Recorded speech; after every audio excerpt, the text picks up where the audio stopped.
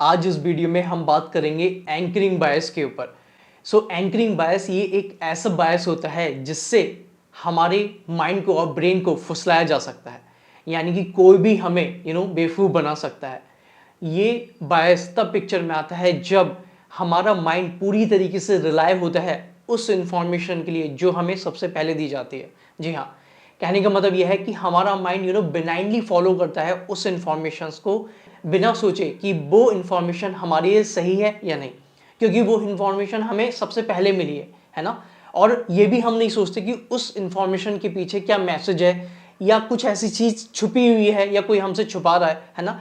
लेकिन हम पूरी तरीके से उस इंफॉर्मेशन पे भरोसा कर लेते हैं क्योंकि वो सबसे पहले हमारे माइंड में गई है, सबसे पहले हमारे ब्रेन में वो गई है ना। That's why anchoring bias works because our brains tend to hold on to the first piece of information we get and it acts as a reference point for everything else। इसलिए anchoring bias use किया जाता है ये देखने के लिए कि आपका माइंड और आप खुद उस इंफॉर्मेशन के लिए सेटिस्फाइड हैं, संतुष्ट हैं या नहीं, जबकि वो इंफॉर्मेशन जानबूझकर आपको दी गई है जिससे आप सही डिसीजन न ले पाएं और कंफ्यूज रहें। इसलिए अगर आप इस बायस से बचना चाहते हैं तो आपको multiple source of information gather करनी पड़ेगी, जिससे आपके पास चॉइस होगी, आपके पास कई सारी ऑप्शंस होंगे to take the right decisions, है ना।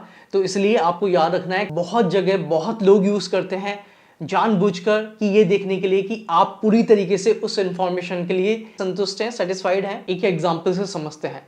फॉर एग्जाम्पल कि आप किसी जॉब इंटरव्यू में गए, है ना, वहाँ पर आपने जो भी जॉब्स के रिगार्डिंग जितने भी राउंड्स थे आपने क्लियर कर लिए। अब एचआर राउंड आया जहाँ पर आपकी सैलरी नेगोशिएशन की बात हो रही है।